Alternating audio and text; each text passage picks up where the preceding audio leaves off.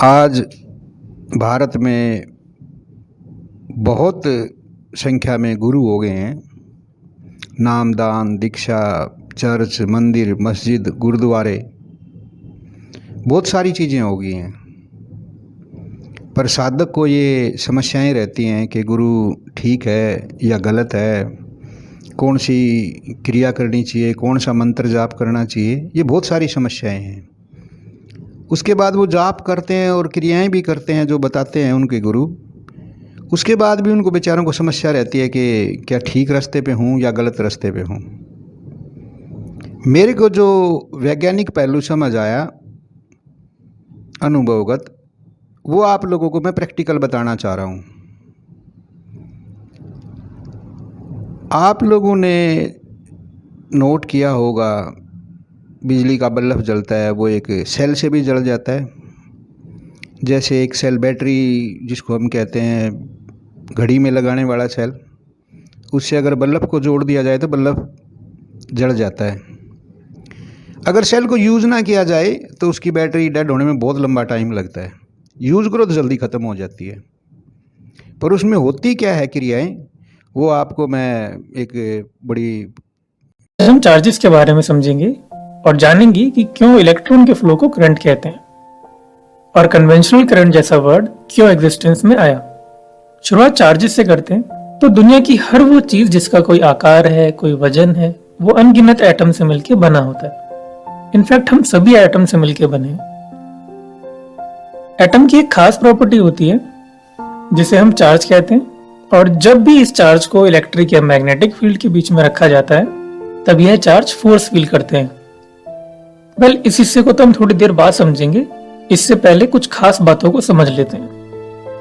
Atom के centre को nucleus कहते हैं और इसमें न्यूट्रॉन एंड प्रोटॉन होते हैं।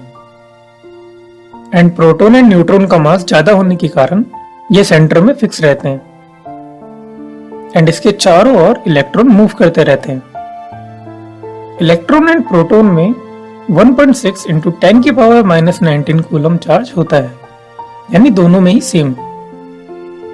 और क्योंकि ये एक दूसरे को अट्रैक्ट करते हैं तो ऐसे में हम इनके चार्जेस को अपोजिट साइन से रिप्रेजेंट करते हैं, यानी कि E is equals to minus में 1.6 इंटू 10 की power -19 coulomb and similarly proton को पॉजिटिव साइन से। इलेक्ट्रॉन एंड प्रोटॉन का यह अट्रैक्शन अगर इलेक्ट्रिक फील्ड के पॉइंट ऑफ व्यू से गए तो प्रोटॉन से फील्ड बाहर की ओर निकलती है और इलेक्ट्रॉन के अंदर की ओर जाती है। तो इसी कारण से इलेक्ट्रॉन एंड प्रोटॉन के चार्जेस का साइन अपोजिट ऑर्डर में रखते हैं। अब अगर इस एटम को क्लोजली एग्जामिन करें तो यह देख के पता लग रहा है कि प्रोटॉन सेंटर में फिक्स है एंड इनके चारों ओर इलेक्ट्रॉन मूव कर रहे हैं। तो ऐसे में जैसे ही हम मैटर को इलेक्ट्रिक फील्ड में रखते हैं तो यह इलेक्ट्रॉन जो एटम के सबसे बाहर की तरफ चारों ओर घूम रहे हैं वो फोर्स फील करते हैं। क्योंकि ये सबसे बाहर के एरिया में है ना, तो जो भी फोर्स फील्ड आएगी यानी इलेक्ट्रिक या मैग्नेटिक फील्ड, उसके कारण सबसे पहले फोर्स फील करने वाले इलेक्ट्रॉन ही होंगे, प्रोटॉन नहीं। तो ये इलेक्ट्रिक फील्ड कैसे बैटरी में तैयार होता है? पॉजिटिव टर्मिनल से निकलती है और नेगेटिव टर्मिनल में जाती है, जिस कारण यह चार्ज जो कि इलेक्ट्रॉन है फोर्स फील करता है। और कौन सा फोर्स? तो यह अट्रैक्शन फील करता है पॉजिटिव टर्मिनल की तरफ एंड रिपल्शन फील करता है नेगेटिव टर्मिनल की ओर से। तो इलेक्ट्रॉन की फील्ड डायरेक्शन इनवर्ड होने के कारण यह इसे इस डायरेक्शन में अट्रैक्ट करेगा। और अगर एक्चुअल पॉइंट ऑफ व्यू से देखें तो पॉजिटिव टर्मिनल पर इलेक्ट्रॉन की कमी होती है और नेगेटिव टर्मिनल पर इलेक्ट्रॉन ज्यादा होते हैं, जिस कारण से नेगेटिव टर्मिनल पर मौजूद इलेक्ट्रॉन्स एटम में मौजूद इलेक्ट्रॉन्स को रिपल्सिव फोर्स देके धक्का लगाते हैं और इलेक्ट्रॉन्स एटम के लैटिस में मूव करते हुए पॉजिटिव टर्मिनल की ओर जहां इलेक्ट्रॉन की कमी है उसमें जाते रहते हैं। आप सभी ने नोट किया होगा कि पृथ्वी के एक उत्तरी ध्रुव है, एक दक्षिणी ध्रुव है, नॉर्थ पोल और साउथ पोल। आप लोगों ने भी सुना भी होगा एक उत्तरयान है, एक दक्षिणयान है। वो काम कैसे करते हैं, मैग्नेट कैसे काम करता है? गुरुत्वाकर्षण बल से हम रुके हुए हैं पृथ्वी पे वो गुरुत्वाकर्षण बल कैसे काम कर रहा है, पृथ्वी से हमें बांधे हुए है, चंद्रमा पे नहीं है गुरुत्वाकर्षण बल, बहुत कम है वो, इसीलिए आदमी वहाँ उड़ते रहते हैं। जो हमारा गुरुत्वाकर्षण बल है वो आप देख सकते हो कि एक साउथ पोल मैंने बना दिया है, एक नॉर्थ पोल बना दिया है, बीच में से उसमें एक भूमध्य रेखा रहती है। साउथ पोल से जैसे ही नीचे से नॉर्थ की तरफ जाएगी तो वापस घूम के चारों तरफ से फिर यहीं आ जाती है, और यहाँ से निकलती है फिर वापसी इधर आती है, ऐसे उठती रहती है, ऐसे उठती रहती है। इसी प्रकार मानव का जो शरीर है, मानव शरीर में भी ये एक बहुत बड़ी संरचना प्रकृति ने दी है। इसमें भी नॉर्थ पोल साउथ पोल है, इसलिए रावण को दक्षिण दिशा में, दक्षिण में श्रीलंका को दिखाया, वो सारी चीज़ें इसी कारण से दी गई हैं। अब मैं आपको ना शरीर के माध्यम से बताता हूँ। हमारे 7 चक्कर हैं, आज्ञा चक्कर है, कंठ पे हमारा एक चक्कर है, हृदय पे चक्कर है, नाभि पे चक्कर है, उससे नीचे चक्कर है, और नीचे बताया मूलाधार चक्कर है। पता नहीं है कि नहीं है, पर ये समझने की बात है जो वास्तविकता में भी दिखाई दे रहे हैं। गुरु जो है वो 2 प्रकार के हैं, एक तामसिक गुरु, एक सात्विक गुरु। तामसिक सात्विक से आप इतना समझ सकते हो, एक आपकी आत्मा की क्रिया करवाएगा, सिर्फ और सिर्फ आत्मा की तरक्की करवाएगा। दूसरा क्या करेगा, वो आपको तंत्र सिखाएगा, शरीर का विज्ञान सिखाएगा, आत्मा को पकड़ लेना, उसे काम करवाना, वो सिखाएगा। गुरु दोनों ही हैं, और दोनों में साधना भी लगती है। आजकल बड़ा फैशन सा है कुंडलिनी शक्ति जगवाने का, शक्तिपात करवाने का, और लोग बड़े खुश हो जाते हैं कि हाँ मेरी मौज होगी, मैं तो प्रकाश देख रहा हूँ। पहले मैं बात करता हूँ सात्विक की। वो करते क्या हैं, वो आपको सबसे पहले क्या करेंगे, आपको कोई मंत्र जाप करने के लिए देंगे, और आपको बार बार अपना शरीर देखने के लिए बोलेंगे, मूल मंत्र देंगे, उससे आपकी नाभि में ऊर्जा भरेगी। नाभि आप लोग सब जानते हैं, हमारा जन्म भी नाभि से हुआ है। जैसे ही वो नाभि से आपके संपूर्ण शरीर में फैल जाएगी, क्योंकि 72,000 नस नाड़ियाँ हैं, 36,000 मान लो, 36,000 नस, 36,000 नाड़ियाँ संपूर्ण शरीर में जाती है। जैसे आप भोजन लेते हो, भोजन लेने से भी आपके शरीर में ऊर्जा बढ़ती है, और आप सारा दिन काम करते हो। भोजन नहीं लोगे तो आप का शरीर निढाल हो जाएगा। जैसे ही वो भर जाती है तो गुरु विशेष क्रिया आपको सिखाता है और अपने सामने दीक्षा देता है। वो उस ऊर्जा को पूरे शरीर में फैलाने के बाद आपकी कुंडलिनी पे उस ऊर्जा को गिरवाएगा, यहाँ गिरवाएगा। और जो आपकी बनी हुई स्पाइन है, मन के बने हुए हैं, उसके अंदर से वो ऊर्जा उठेगी और आपके माथे पे, मस्तक पे भर जाएगी, सारी भरेगी। जैसे ही मस्तक पे भर जाएगी, वैसे ही आपके यहाँ एक बड़ा, आप अपनी खोपड़ी को देख सकते हो, हिलती है कि नहीं हिलती, आंखों के ऊपर से खोपड़ी हटाई भी जा सकती है, मेडिकल साइंस हटा लेता है। उसके माध्यम से आपके यहाँ से हल्का सा आपका बिंदु होते हुए, आपके कंठ से होते हुए, और आपकी नाभि पे वो जल गिरेगा। और बड़ी हैरानगी की बात है, नाभि में जल पहले से ही भरा हुआ होता है। जैसे ही वो जल इस पे गिरेगा, ये घूमना शुरू कर देगी। जैसे ही ये घूमेगी तो इलेक्ट्रिक पैदा होगी, जो आपके शरीर में है भी, और उसको एक्स्ट्रा करने की ज़रूरत है।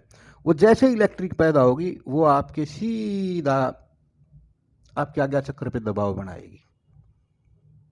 ये क्रियाएं बड़ी सावधानी से गुरु करवाता है, अपनी निगरानी में करवाता है। और जब ये क्रियाएं शुरू करवाता है तो शुरू करवाने से पहले गुरु मंत्र देता है, गुरु के शब्द देता है। वो शब्द की भी बात करेंगे वो है क्या, पर ये शरीर में असल में क्रिया होती है। मैं आपको इसी पे बना के दिखाता हूँ कि ऊर्जा, आज विज्ञान ने भी इस बात को खोज लिया है कि ऊर्जा कैसे दक्षिण से, साउथ से नॉर्थ पे जाएगी। जैसे ही ये ऊर्जा मैंने बताया बनेगी, ऊपर जाएगी, ये ऊपर जाएगी, आपके चारों तरफ एक वृत्त बन जाएगा, जिसको सुरक्षा चक्र बोलते हैं। जैसे जैसे ज़्यादा ज़्यादा ये बढ़ती जाएगी तो वो इस नॉर्थ को तोड़ के और पार निकल जाएगी। इसको बोलते हैं आत्मा की यात्रा का एक वाहन बन जाना, यान बन जाना। आत्मा को केवल यही ब्रह्म ऊर्जा चाहिए, और आत्मा को किसी प्रकार की ऊर्जा की जरूरत नहीं है। ये है मुख्य मुख्य सी बात। अब बनता कैसे है मैं आपको वो बताता हूँ।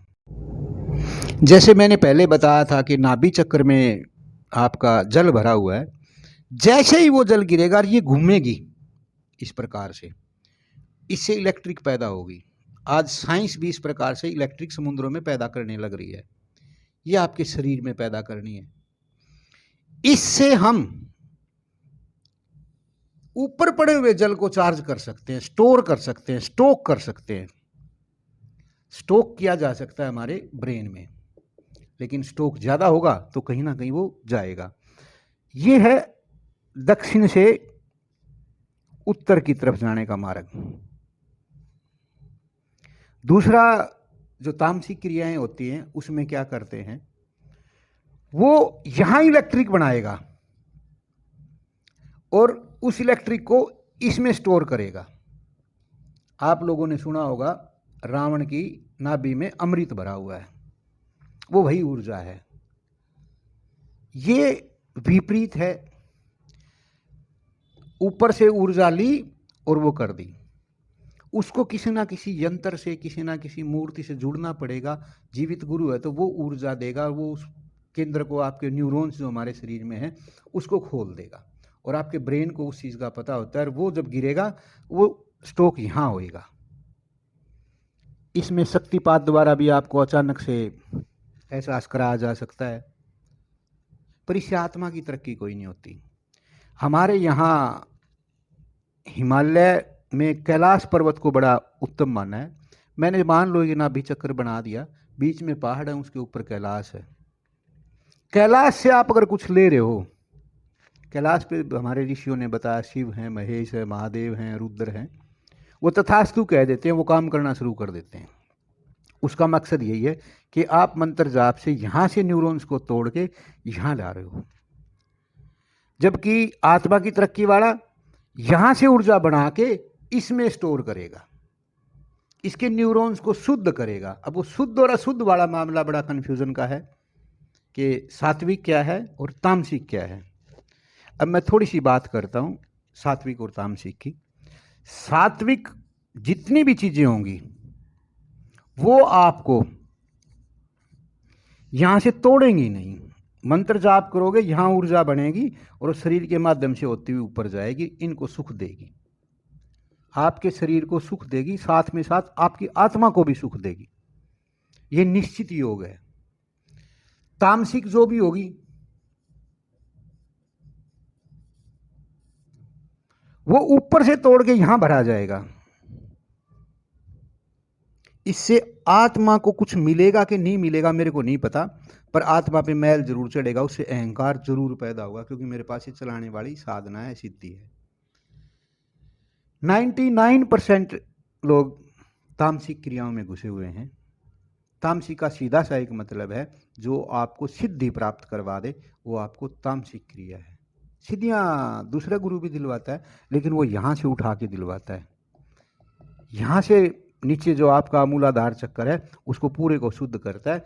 फिर जैसे ही आपकी ऊर्जा ऊपर कनेक्ट होगी, जैसे मैंने बताया कि घड़ी का सेल है, उससे जुड़ोगे तो वो घड़ी चलेगी, उससे कोई आप मिक्सी या जूसर कोई नहीं चला सकते।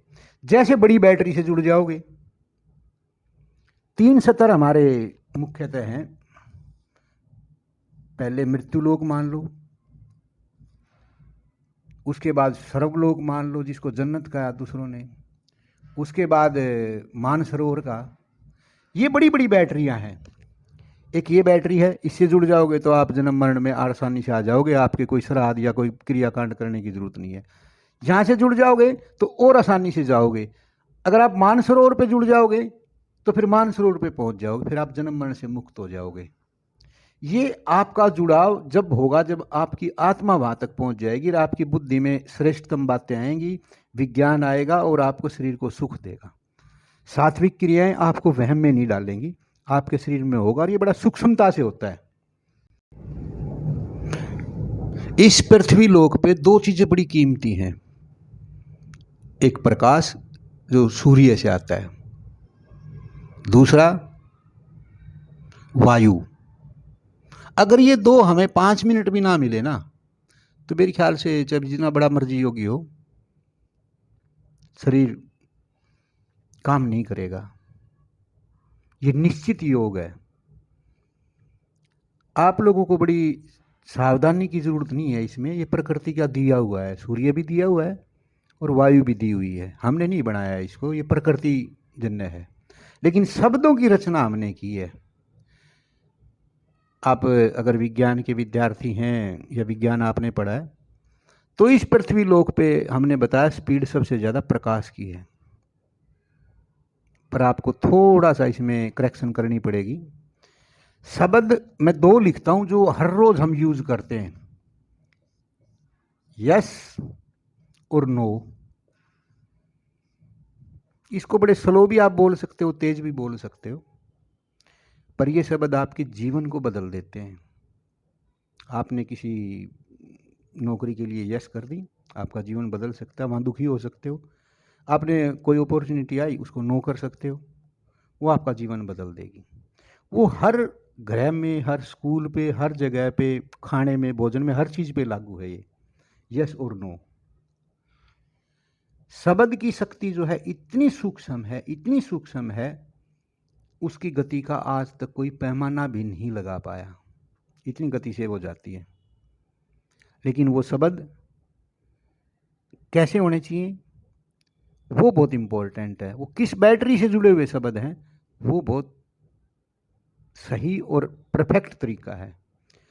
आप रात को सपने देखते हैं, वो सपने आपके शब्दों का ही एकमात्र खेल है। शब्द के बिना इस सृष्टि चल ही नहीं सकती। चाहे कोई भी जीव हो, कोई भी प्राणी हो, चाहे पेड़ पौधे भी क्यों ना हो। जो गुरु मंत्र देता है वो किस स्तर का है? वो शमशान घाट का पूजा पाठ करने वाला है, झाड़ा लगाने वाला है, वो आपको स्वर्ग तक की यात्रा करवाने वाला है, वो आपको वैकुंठ की यात्रा कराने वाला है, वो ब्रह्म की यात्रा तक करवा देने वाला है। वो आपका सबका व्यक्तिगत मामला है। और वो गिरता और उठता भी कैसे है, ये बहुत जरूरी है। हमारे नाक में 2 सुराख हैं, राइट और दूसरा लेफ्ट। इसको सूर्य नाड़ी बोला, इसको चंद्र नाड़ी बोला, नाम पता नहीं क्या क्या रख दिया हमने, पर इसके मध्य से बता दिया कि मध्य से क्या होगा।